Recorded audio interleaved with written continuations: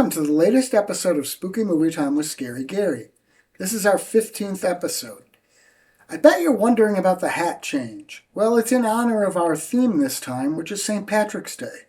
We'll get this episode started with the 1909 short silent film, The Invisible Thief.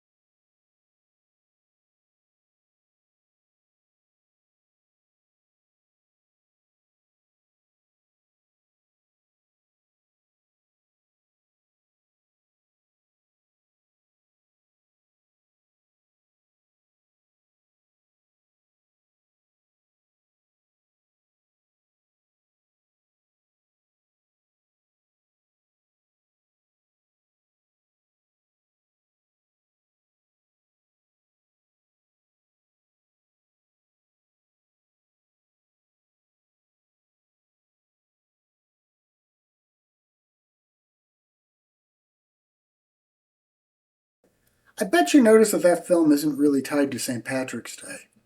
Well, we really couldn't find one to use that was, so we went with this H.G. Wells short instead. Now, as you can imagine, I did a remix of it, and let's see if I can get some St. Patrick's Day edge to it.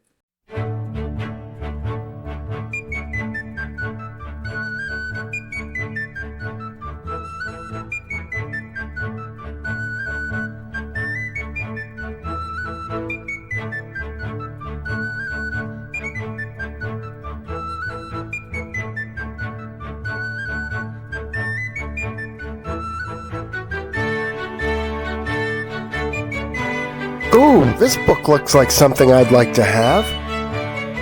I want to buy this book.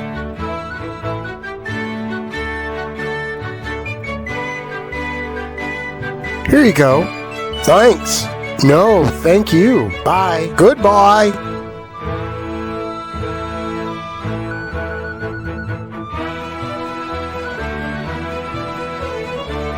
All these stairs make no sense. I mean, sure, I need to live way up here, but they don't need to show all of this in the movie. Can you say filler?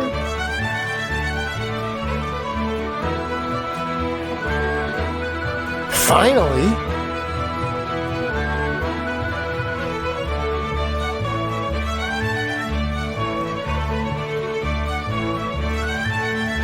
What? Seriously? This has a recipe for becoming invisible?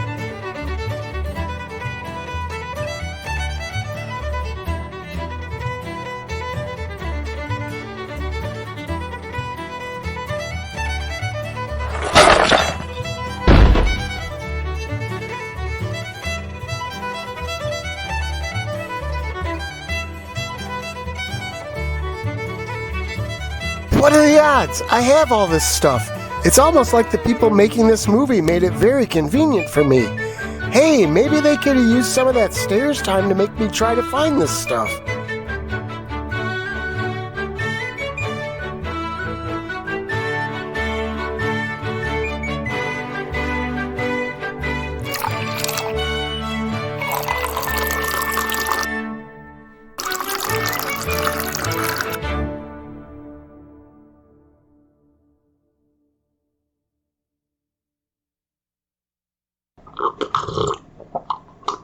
That is filling.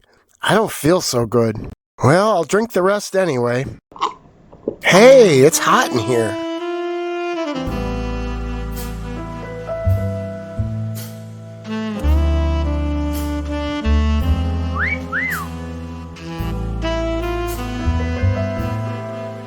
Eureka! It worked! Time to have fun!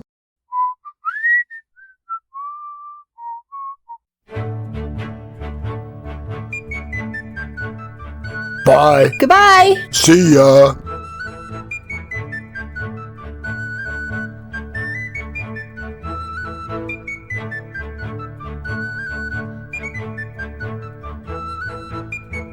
I'll just pocket this key and everything will be safe and secure.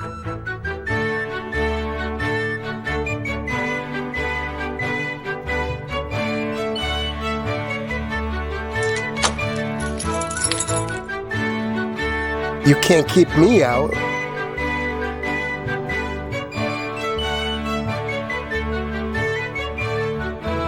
I'll just arrange things in here.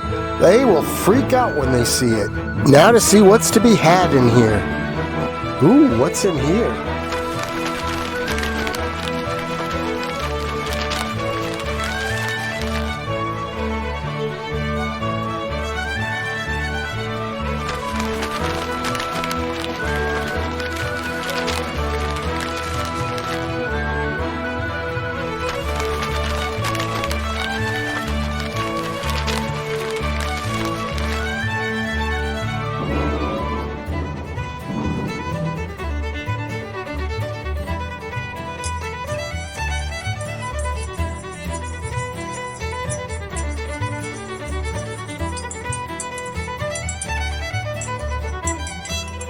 I'll wrap all of this stuff up.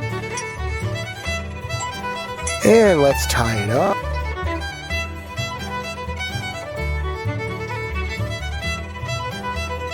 Hum-de-dum-de-dum.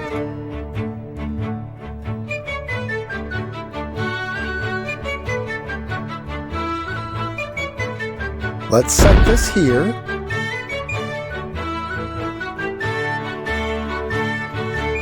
Now to make myself visible and go out among the people.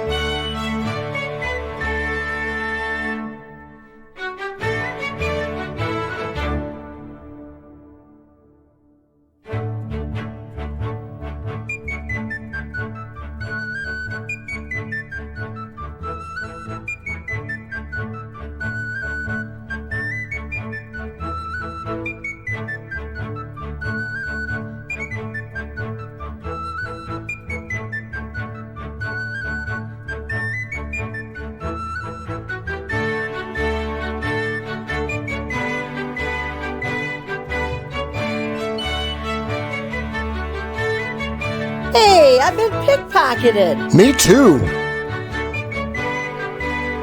Police, help! Help, police! And what seems to be the problem? That man picked our pockets. We'll get him.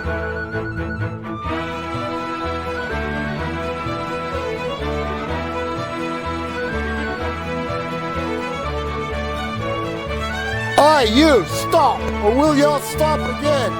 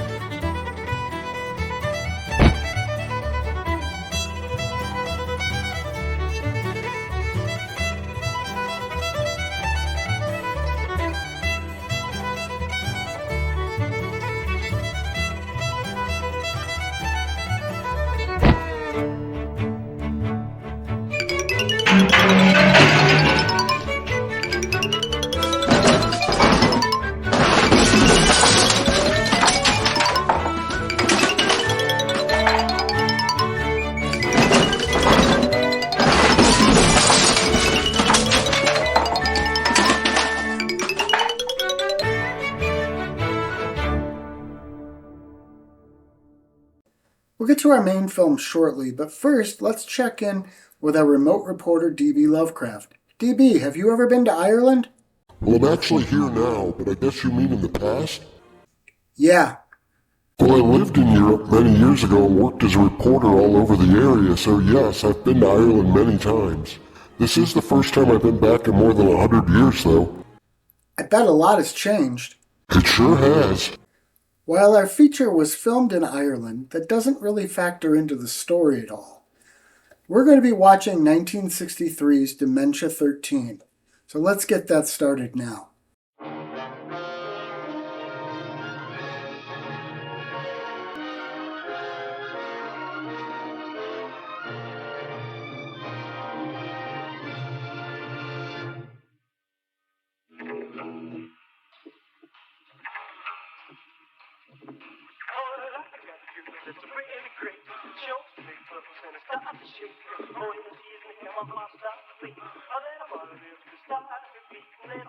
John, let's go to bed.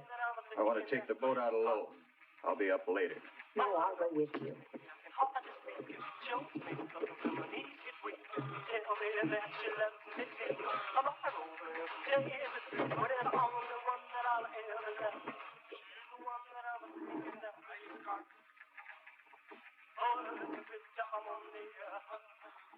John, that will is no good. Your mother's still alive. We can talk her into changing it. You're always too greedy, Louise. I just don't like to see her exploiting you. Honey, she's leaving all of your family's money to charity in the name of this mysterious Kathleen. It's ridiculous. Your mother is crazy. You don't know anything about it. I know that music's terrible.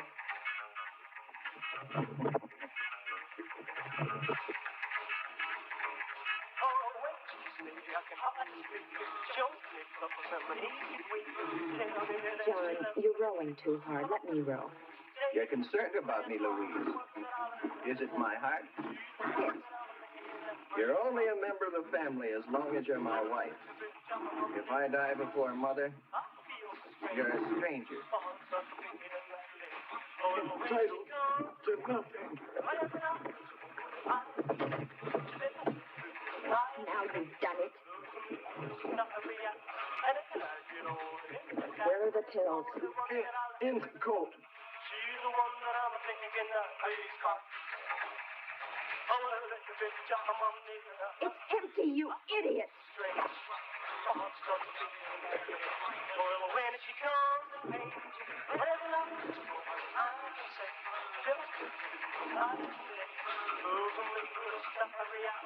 Go faster, Louise. If I die, there's nothing in it for you. Shut up.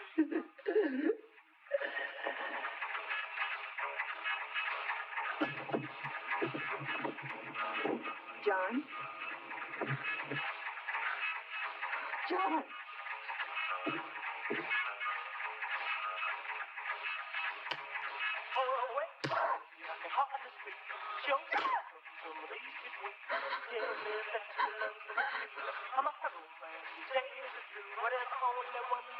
Now what do I do? I gotta get rid of him.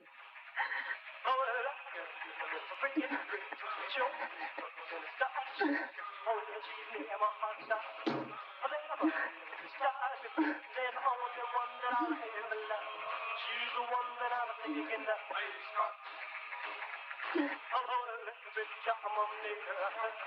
I feel so strange. Thoughts start to begin. Well, when she comes, whatever I can say. I can say.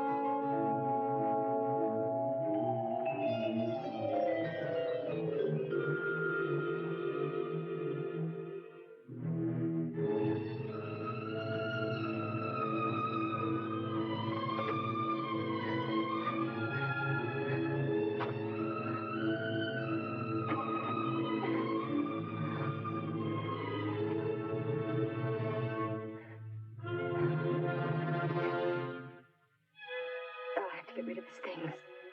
He went back to New York on business or something.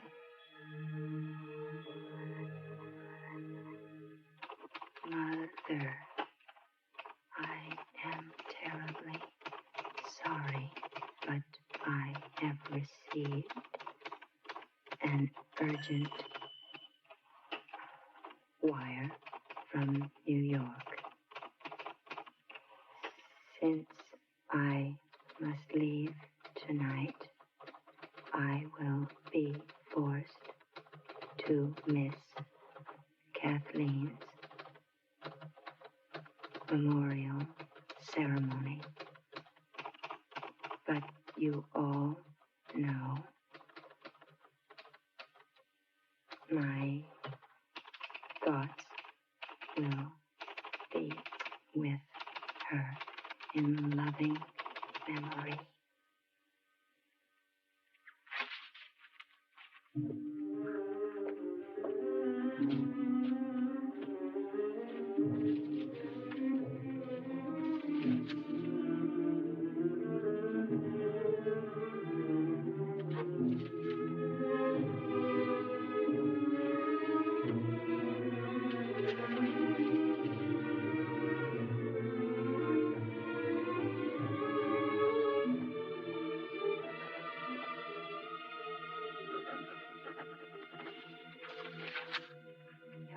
son, John.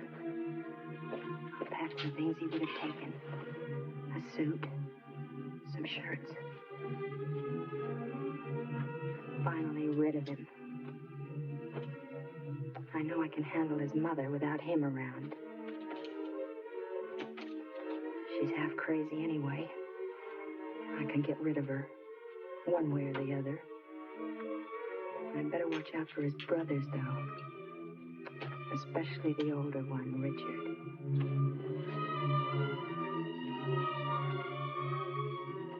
The typewriter. He wouldn't forget that. He'd have to write letters on the plane.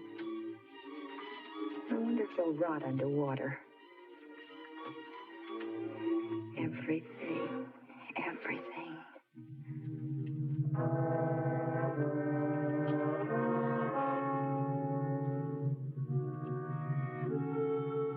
I'll make her change that ridiculous will.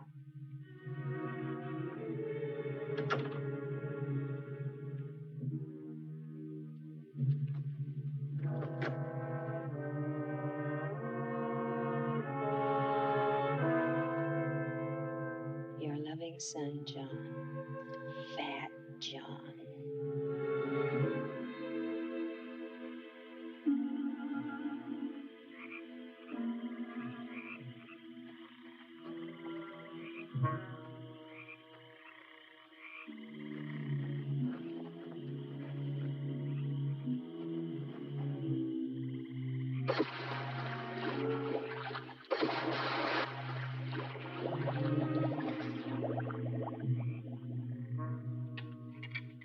I hope everything works out with John's business.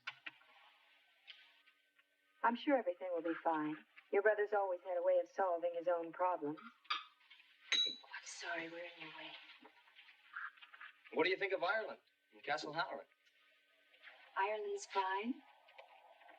Castle Halloran is a bit perplexing. A very strange place, really. Old and musty. The kind of place you'd expect a ghost to like to wander around in. Kind of a haunted castle. Castle Halloran is haunted. By your mother. By Kathleen.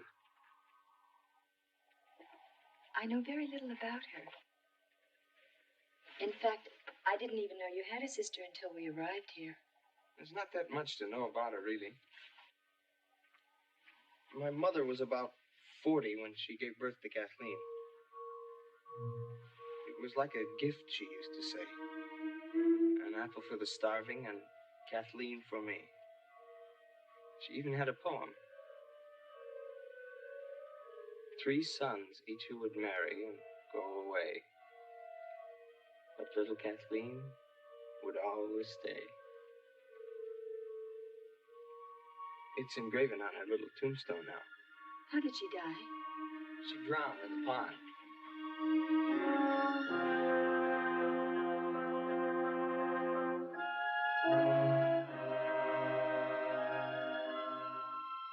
While Dementia 13 was produced by Roger Corman, it was the feature directorial debut of Francis Ford Coppola. Those are definitely 2 big names.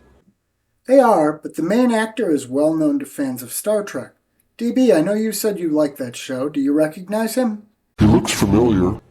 That's William Campbell. He actually played 2 different roles in the original Star Trek series.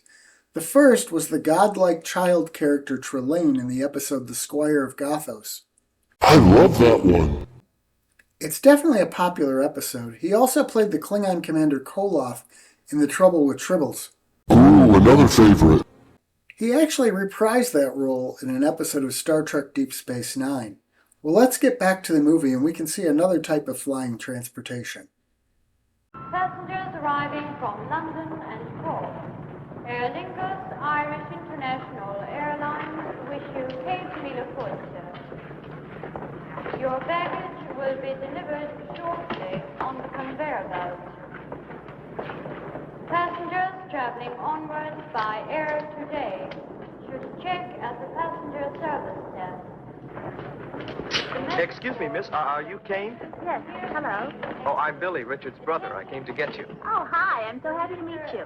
Nice to meet you. Richard's sorry he couldn't come to get you, but he's up to his elbows in statues, so I said I wouldn't mind picking you up. Thanks. That's awfully nice of you, Billy. Aer Lingus Irish International Airlines wish you Cape Milafoicha.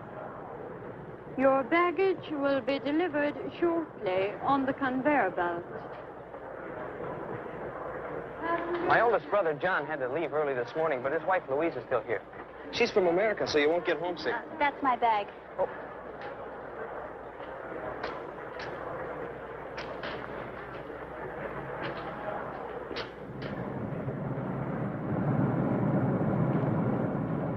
Is it cold? Freezing. But all old castles are like that. To tell you the truth, Castle Halloran gives me nightmares.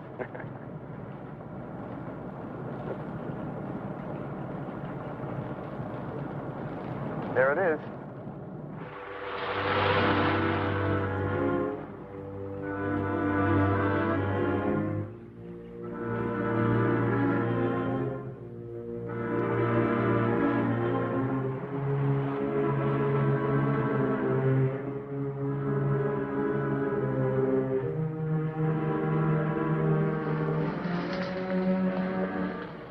Unbelievable.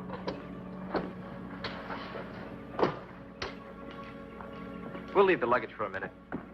Come on, I'll take you to him.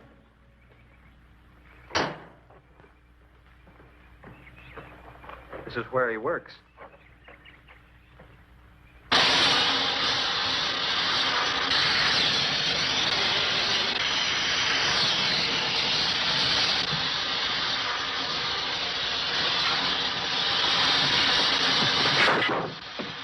What is it? I'm sorry, Richard. Hey.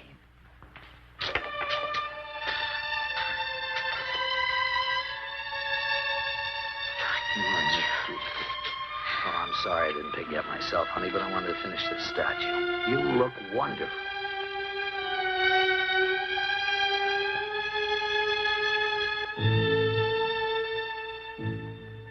Well, I find a statue reminds me of death. How very unusual, Lady Halloran. For a woman to have been married to such a famous sculptor and yet feel that way. Did John mention when he was going to return? He wasn't sure. We thought I'd stay on for a while to get to know the family. And then if he couldn't make it back, I'd just return to New York. How long is a little while? As long as you like, Mother. Oh, you're very welcome here, Louise.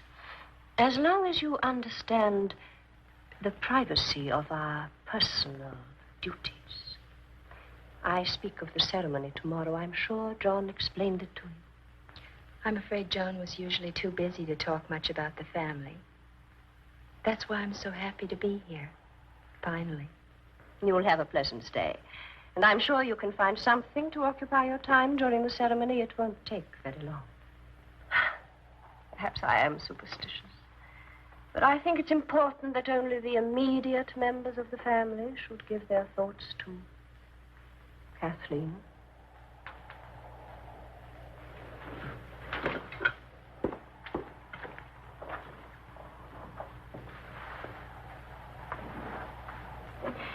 Excuse me.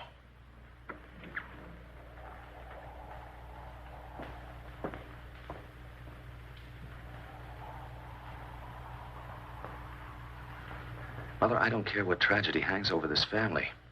I want to get married. I'm engaged to be married. I'm going to get married. Moreover, I'm going to marry Kane.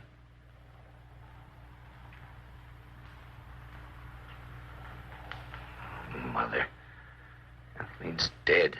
She's been dead for 7 years. You never talked so much when you were a child. Oh. Well, I cried a lot, didn't I? Afraid I might be doing that again if you frighten her away from me. You want me to include her, to talk to her. Yes. Yes, I do. Very well. I will. I'll tell her I don't care for her. Mother. You heard her. And I promise you, I'll never forget it.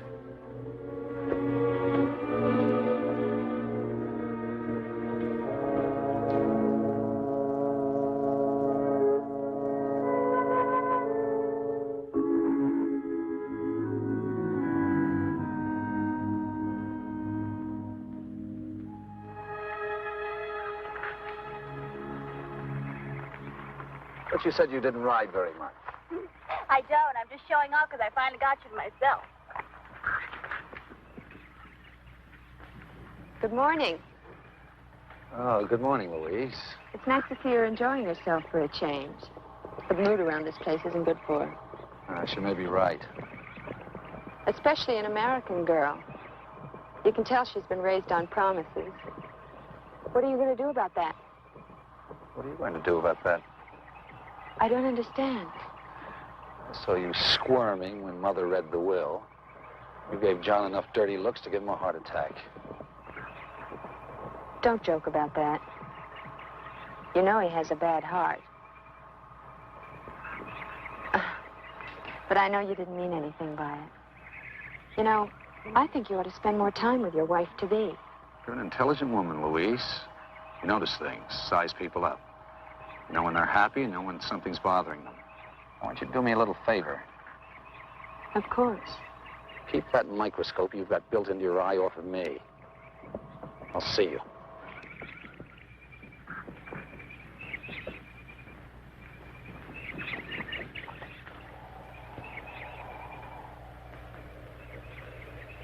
This will take you in all right. Oh, there's plenty of view from up there.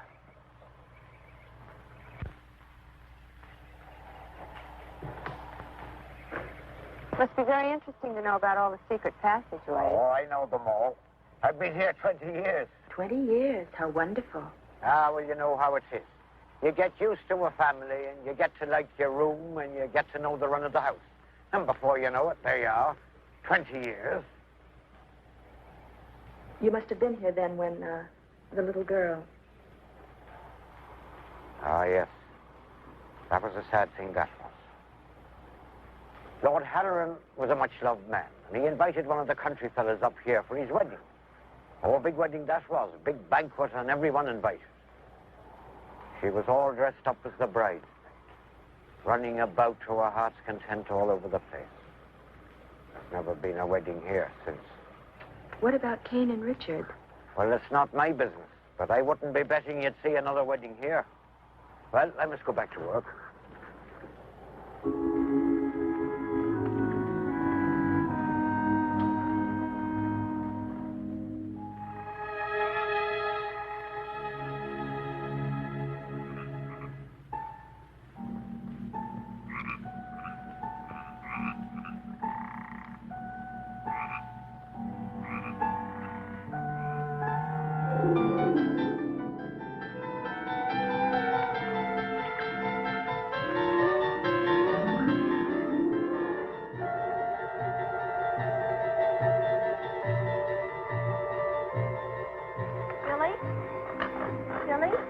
Billy, are you all right?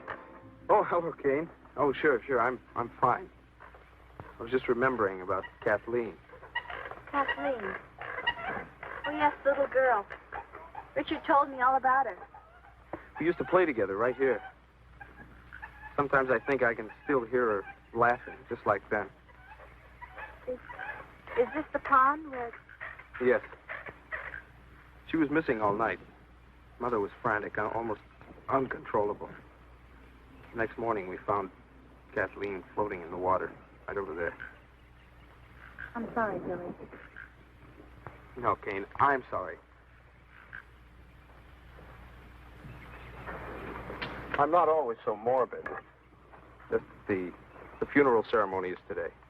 It's a very beautiful pond. You know, this is all just exactly like I imagined Ireland would be. It rained the day of the funeral. We stood around her grave under black umbrellas. And then we threw flowers under her little headstone. Mother looked at the flowers. And then she collapsed. Every year it's been the same. The umbrellas, flowers, and Mother's collapsed. But that was years ago. Why do you keep having the same ceremony over and over again? There's some things you don't understand. Not yet. Mother's probably waiting. Is Richard ready for the ceremony? I don't know. I think he's in his studio. He said he had a sudden inspiration. Something about wanting to finish a statue before the... All right, Simon. I've seen you. Come out of there now. I give up. You caught me fair and square, Master Billy. I give myself up. So, it's poaching again, are you, Simon? Well, let me tell you, you just about scared the wits out of poor Miss Kane here. Shame on you, Simon. Shame on you. It was only old Bushy Tail I'm after. May his soul rot. I swear by the shade of Finn McCool, Master Billy, I'm not poaching your legal game. No, 'tis only that no-good rabbit-stealing fox what brings me here. Please, Master Billy, for the memory of your late great father, God rest his soul, don't turn me over to the bulls. Of course not, Simon. But don't let me catch you running around through the brush again like this. Now, off with you. Well, God bless you, my boy. It is a true sign of the late great lord of this estate you are. Forgive me, miss. The last thing in the world old Simon would want to do is to frighten a fresh young beauty like yourself. Bye, Simon. Old Simon likes to think of himself as the last of the great Irish poachers. Isn't that dangerous, running around with a gun like that? I don't think it's been fired for 30 years. I'm not even sure it's loaded. Well, and how does he catch anything, or does he? Well, he sets out snares for rabbits. When he finds them empty, he blames it on old Bushy Tail. Old Bushy Tail's a fox. Or at least Simon thinks so. Nobody's ever seen old Bushy Tail, and I don't think Simon has either.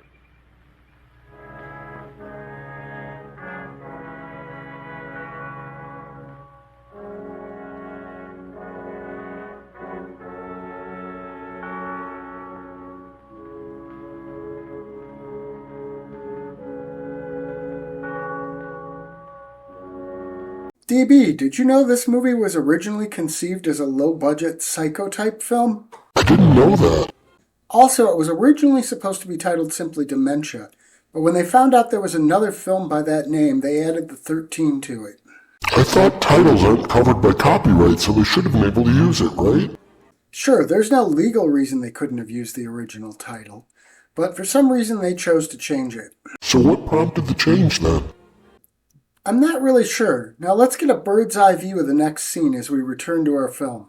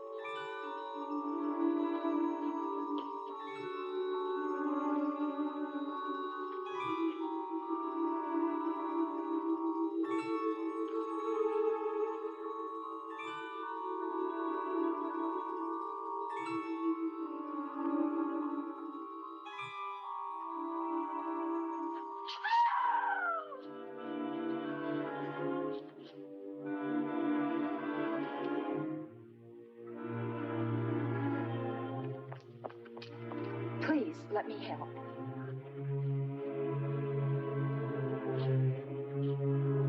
Have Lillian prepare her room. I'll take care of her.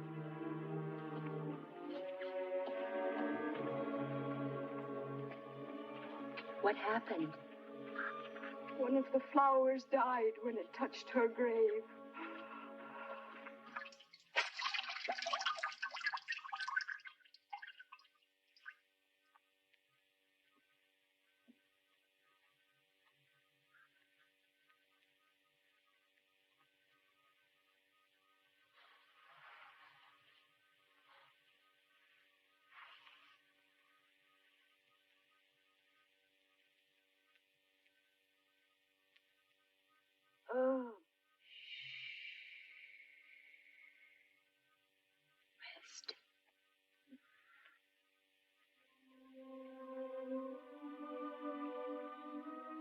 There's something in this house. Like music in the hallways. Like a child's music. Asking me something. But more like begging me. Begging for what? Begging for her mother to listen to her.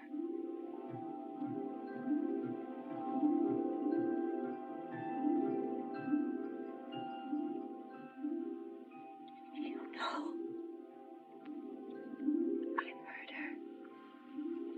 She asks for you. Oh, tiny thing.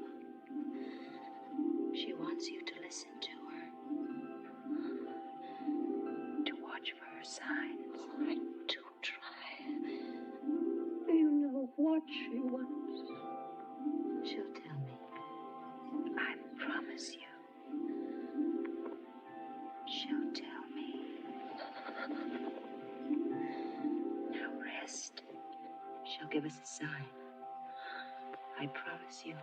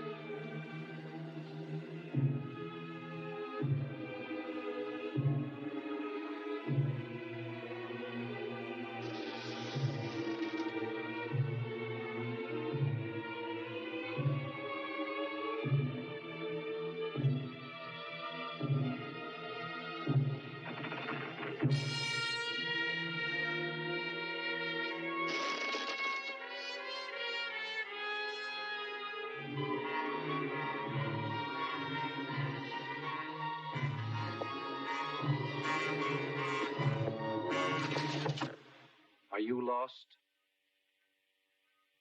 No, are you?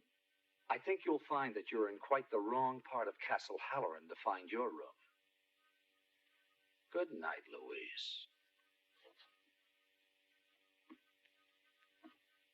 Good night.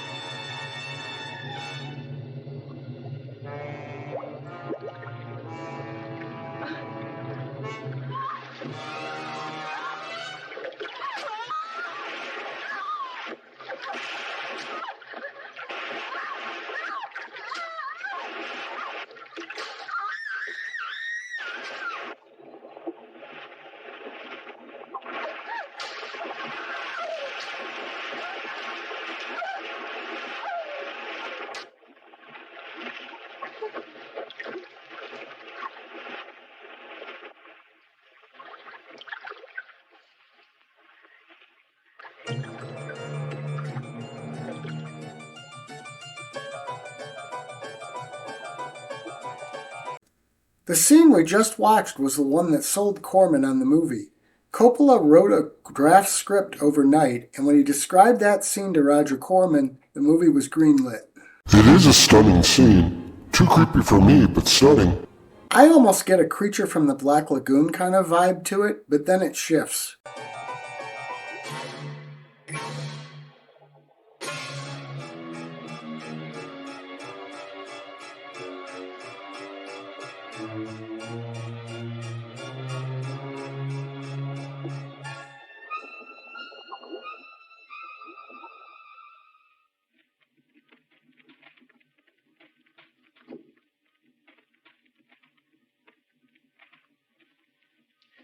Consider your mind as a bird in your hand.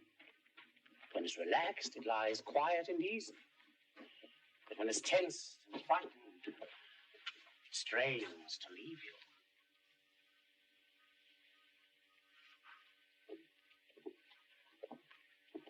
Quite a simple principle, isn't it? You're engaged to treat my body, not my mind. Now, don't you try to separate that which nature has joined. What I'm trying to say is this, that every year at this time, you work yourself toward a point of hysteria. You remember, you worry, you imagine, and then you collapse. I just can't believe that such a punctual cycle is physiological. Aside from all this, am I well? Aside from all this? Oh, yes. What I want you to do is to rest and to relax your mind. Remember the bird in your hand.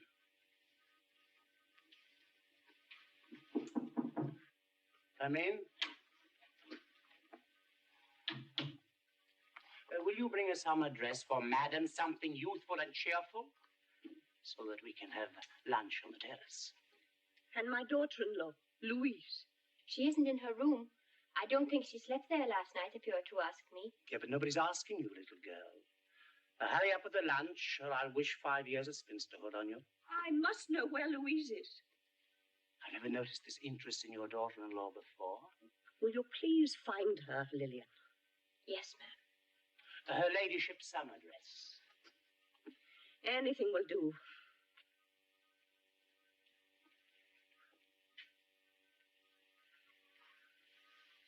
Tell her I must see her. Do you understand?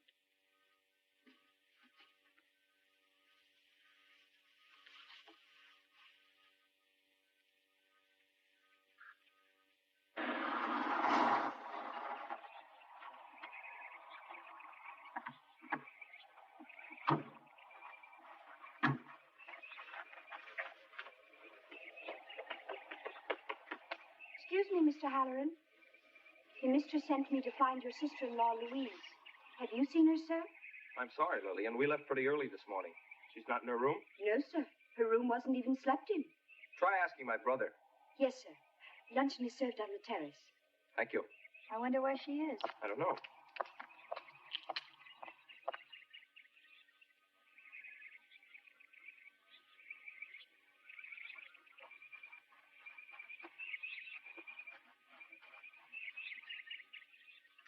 Ask me what I did today. Right. What did you do today? Nothing. Ask me why. Why? Because you weren't there. Thought you were going to work.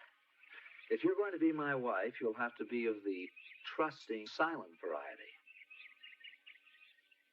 Hey, Richard, you seen Louise? No, I haven't. Why? I don't know. Mother's looking for her. Oh, is that Caleb? He's back. Good afternoon, Mother. Good morning, Caleb. How are you, Richard? I'm fine, Caleb. And no more headaches, I trust. Unpleasant things, headaches. Knowing where to man's most valuable possession. Congratulations on your charming fiancée. Lillian. Patrick hasn't seen her, ma'am. And Arthur says that none of the cars except Master Billy's has been used. Have you counted the silver? Probably the most astute diagnosis you've ever made, Caleb. You're all being ridiculous.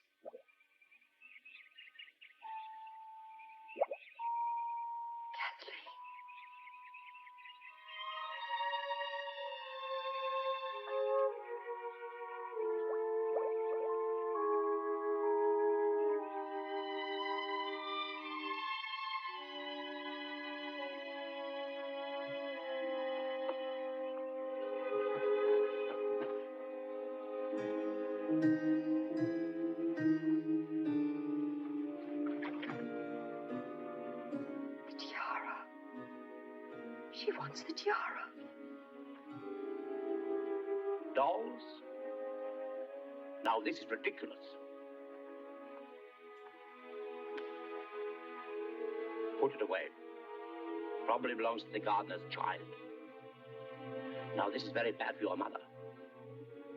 They're Kathleen's dolls. I saw them float up from the bottom of the pond. One of you has a brilliantly imaginative and sadistically effective mind. I wish I could keep up with it. Dr. Caleb, take this home and study it. Fish the rest of them out. Burn them.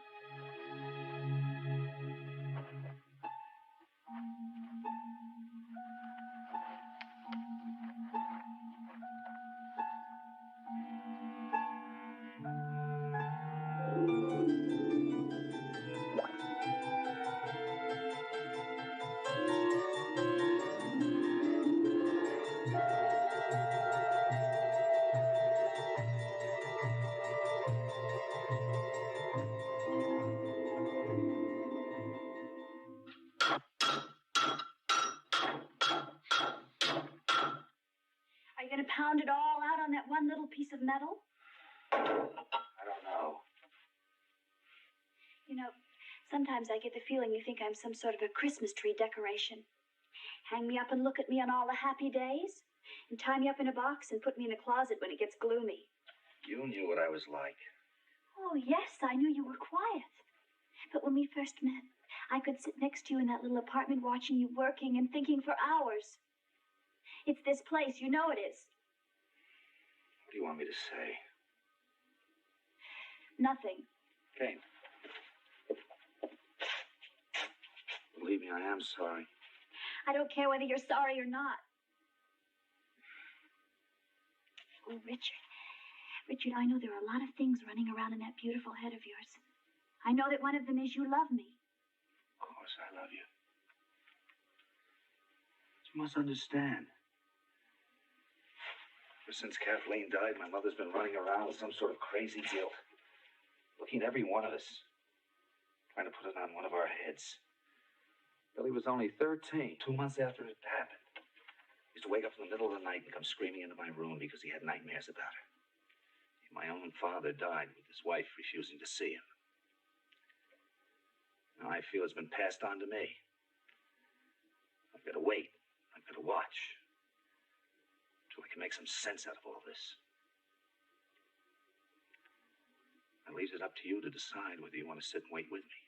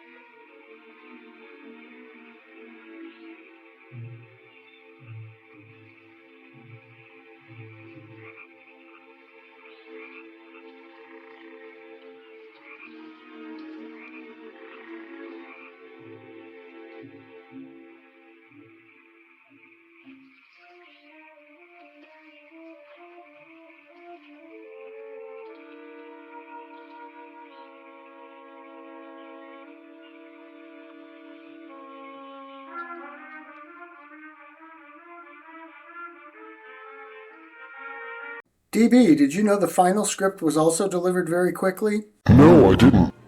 William Campbell complained that the dialogue had an unnatural feel to it, making it hard for the actors to deliver their lines. The quick writing turnaround is blamed for that. How long do the scripts for our show take to write? We've talked about this before. It's funny that anyone would think we have scripts. Now let's get back to the movie.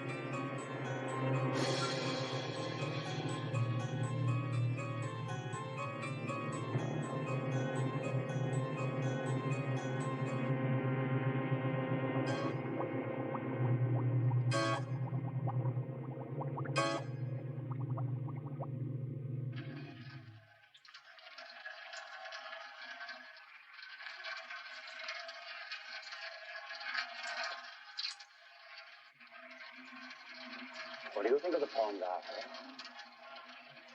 I don't understand, sir. Of course not. How long would it take you to drain it?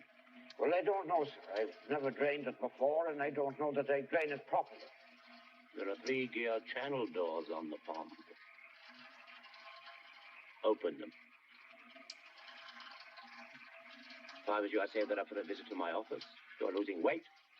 Skin's pale.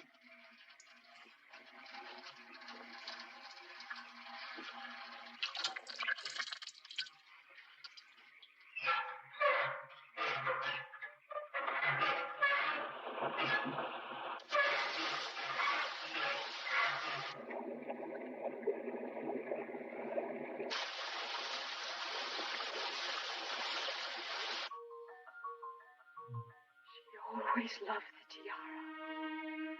I wanted to put it in her coffin. They wouldn't let me.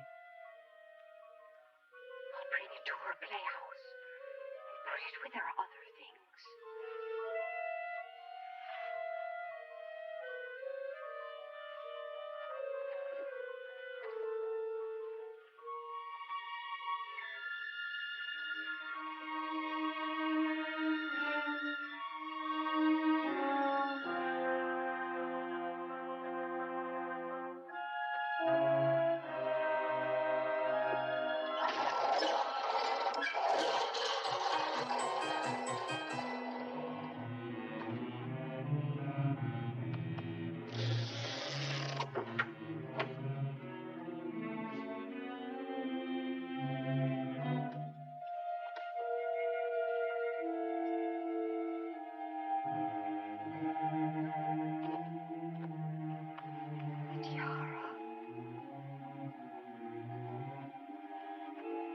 You want the tiara.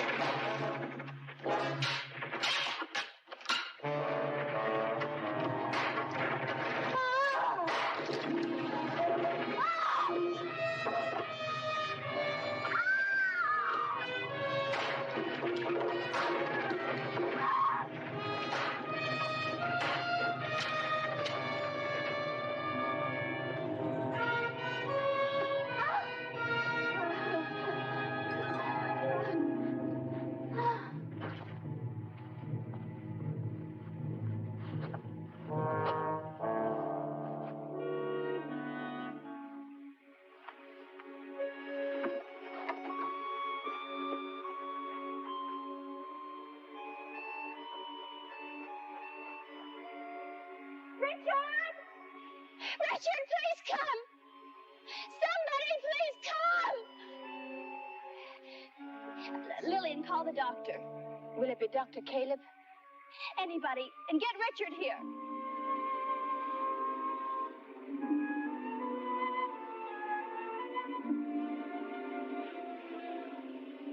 Richard! Hurry.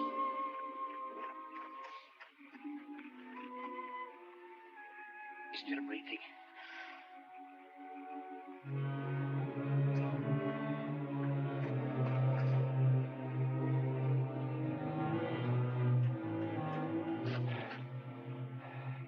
Let's get her into the house.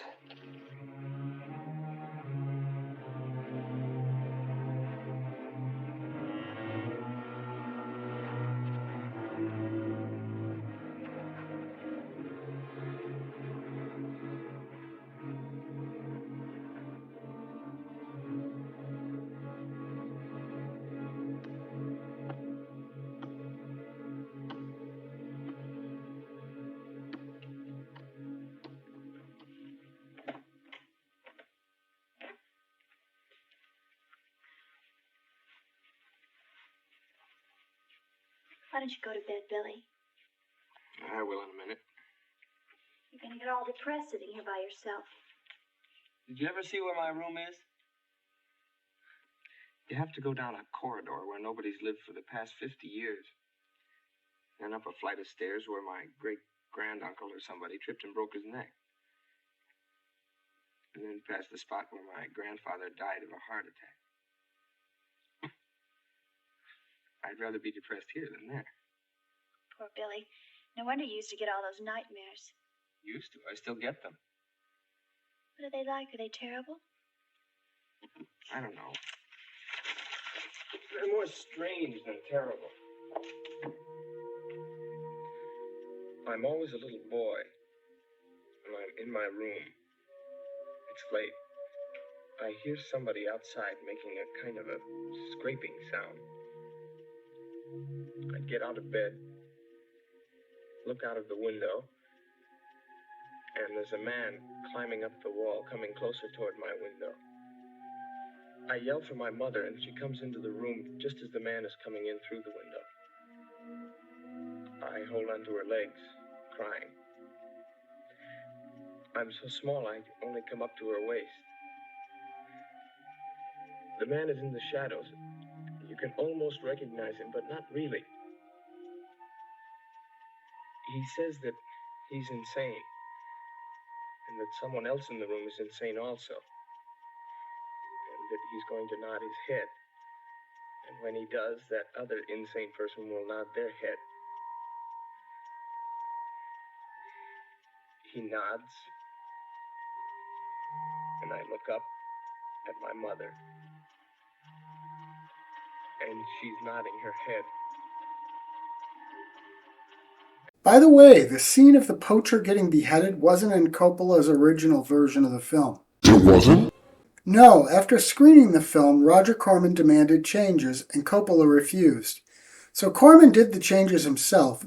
The entire poacher scene was actually filmed with a different director. That's interesting. It is. Now it's time to get back to the movie. And then she starts laughing at me. And she picks me up in her arms, runs outside, and throws me into the pond. Oh, Billy, we've all got to get out of here. Come on, go to bed. I'll walk you past all those spooky corridors. So we can get there before Richard throws us both in the pond. What's wrong? Nothing.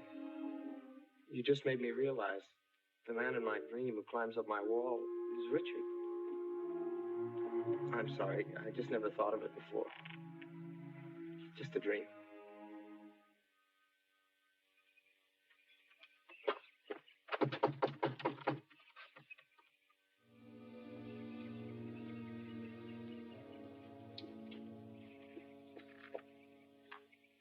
What is it, Arthur? It's Dr. Calebin. He's at breakfast. Is it important? Yes. All right, then. Come on in.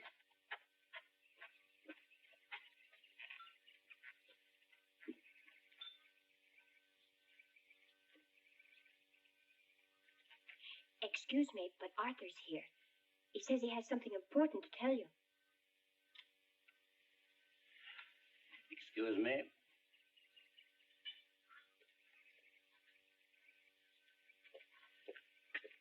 But Arthur, I drained the pond, like you told me to.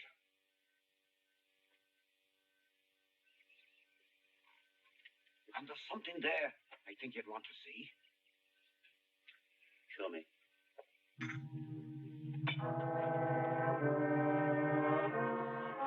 Richard.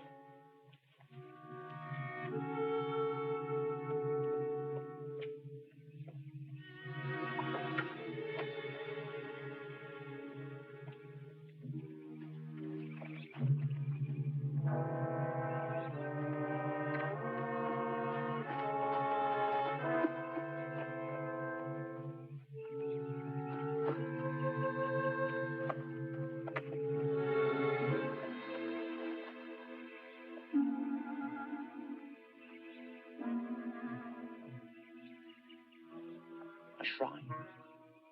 Beautifully done. I never saw that before. Quite skillfully carved, I must say. I work in iron, remember? 6 years ago, you worked in stone. I never did that.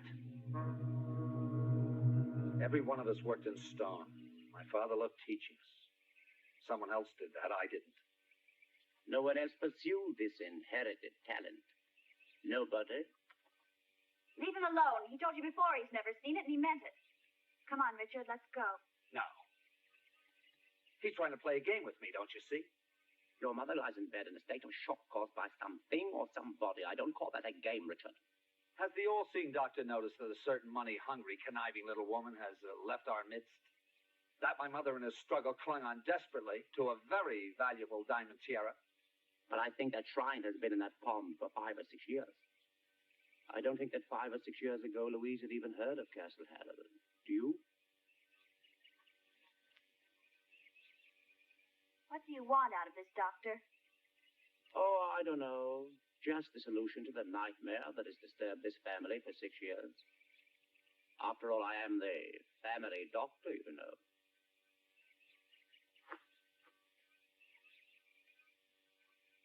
I didn't mean to annoy your brother, because I think he's right.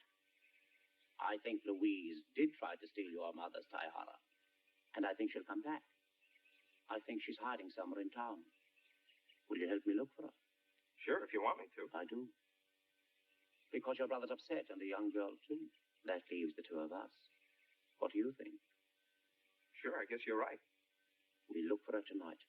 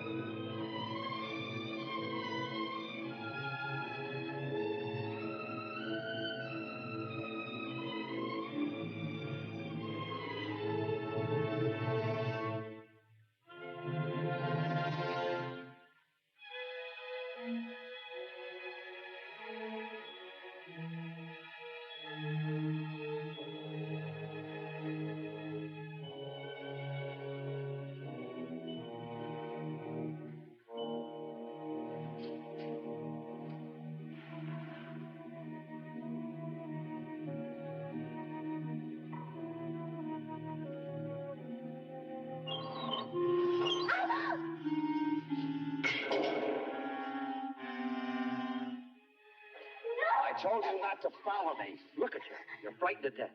Now settle down. What are you doing here? The studio where my father worked. Kept his stone cutting tools here. I was trying to find out who made that monument. Oh, Richard. Richard, I'm sorry. I'll never doubt you again, I promise. We can get married now. Your mother's still sick and she won't be able to stop us. No one will be able to stop us.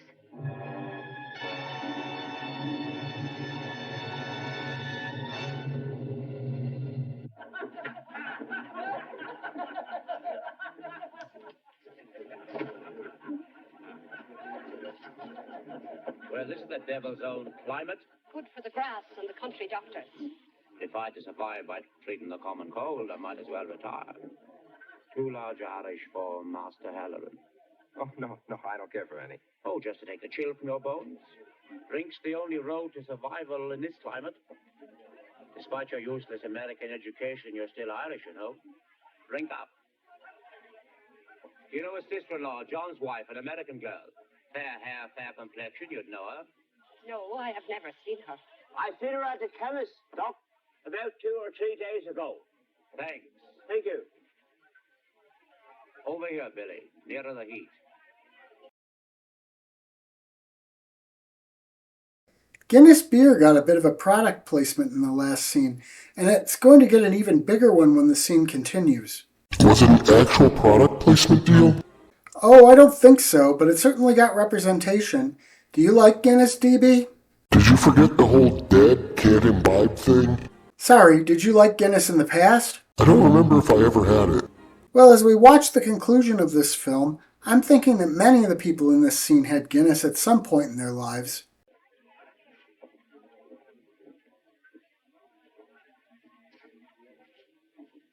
Drink up. What do you think, Billy? Where did she go? I don't know. Come on, let's go. Cowbed. You wouldn't begrudge an aging man his moment's rest, would you? You know, I think you know the answer to all the problems your family's been having. Because, Billy, you saw your little sister drown all those years ago. No, I didn't. Oh, yes, you did. You know how I know you did? No, Because you told me. I didn't ask. Cowbed. Come on, drink up.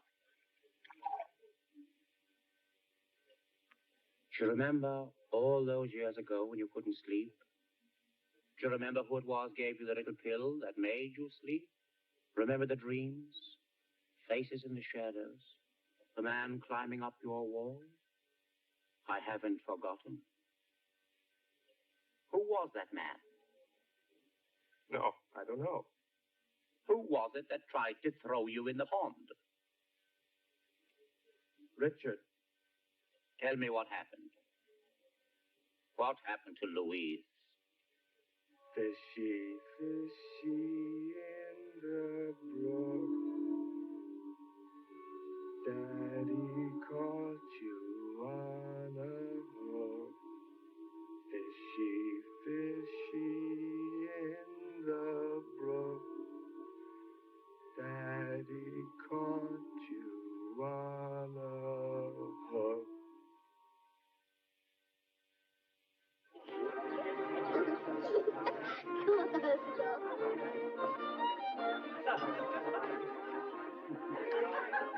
Has anyone here seen Richard? No, I haven't seen him.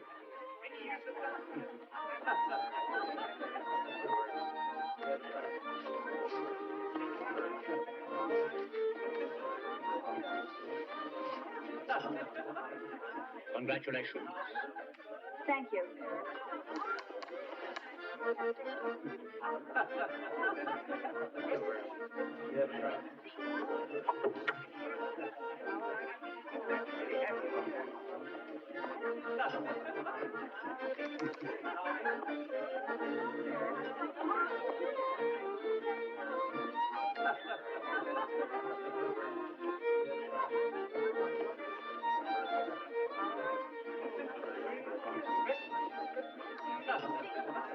Excuse me.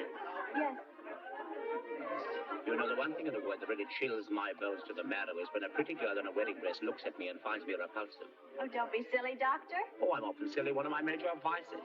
Another one is a desire on my part to help others, however rancid that may sound. Then you can help me by telling me where Richard is. I'm not sure where Richard is. Or indeed, what he is. Oh, and you wonder why young girls in wedding dresses give you dirty looks. No. I'm quite serious. I've known this family for a very long time. I've been aware of the atmosphere of depression and the slightly demented quality that hangs over it. But these are subtle matters, so I never spoke. I will tell you, young lady, that I know that Louise did not leave, but was taken away from Castle Halloran. Perhaps even her husband, John, didn't actually go on that business trip. I don't know what you're talking about. Because you don't know what I'm talking about, you think I'm some kind of villain. Can you imagine what it's like to try to help others and to be mistrusted every time my lip twists? This doesn't mean that every word I say is sinister. I don't know what you're trying to say. What I'm trying to say to you that I've discovered things in this house that make me uneasy. And that you are probably in a position of some danger. From Richard? Primarily from Richard. But I'm not sure. It could be anyone. Well, maybe you have forgotten. But I certainly haven't. I'm his wife now. And his sister and his sister-in-law and his mother. And perhaps his eldest brother. I swear to you, Dr. Caleb, you are a very sick man. Jane! What's the matter, honey? Where have you been? I was just outside having a smoke. Well, let's get out of here. I don't want anyone to see me crying.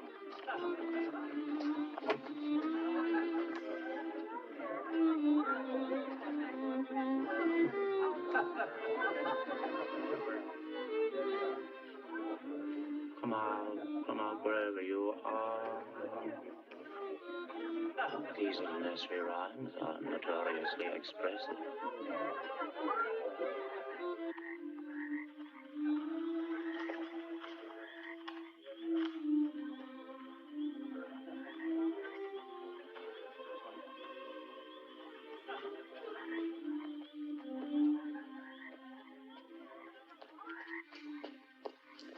Come on, I don't care what anyone says about you. Who said anything about me? No one. Everyone, I don't care.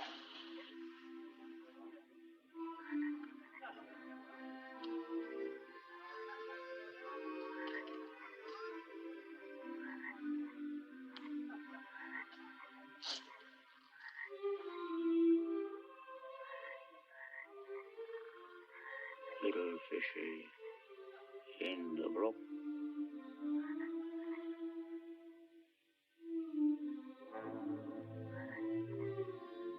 Papa's hanged you on a hook.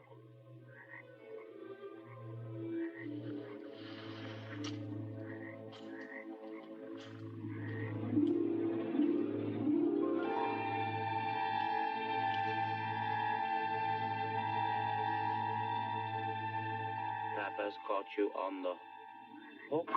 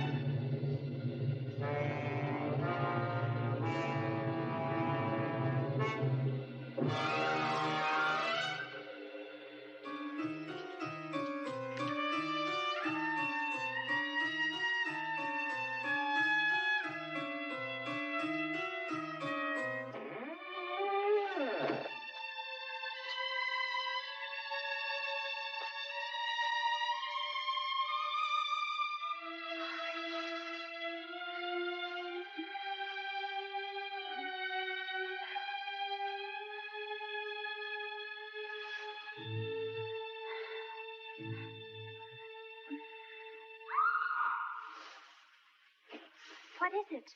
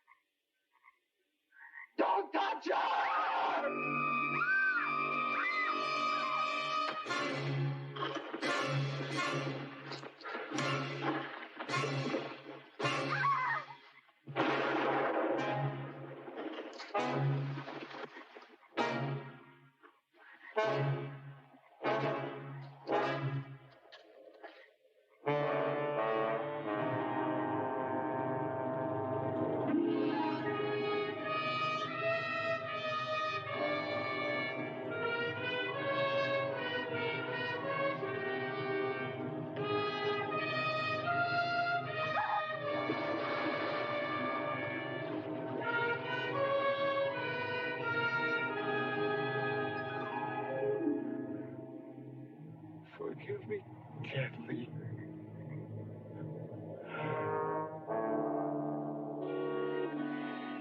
You children play with stone the way other children played with the building bricks. You all forgot what a talented little boy Billy was. What about Kathleen? He made a wax doll, something he could protect, to relieve his guilt.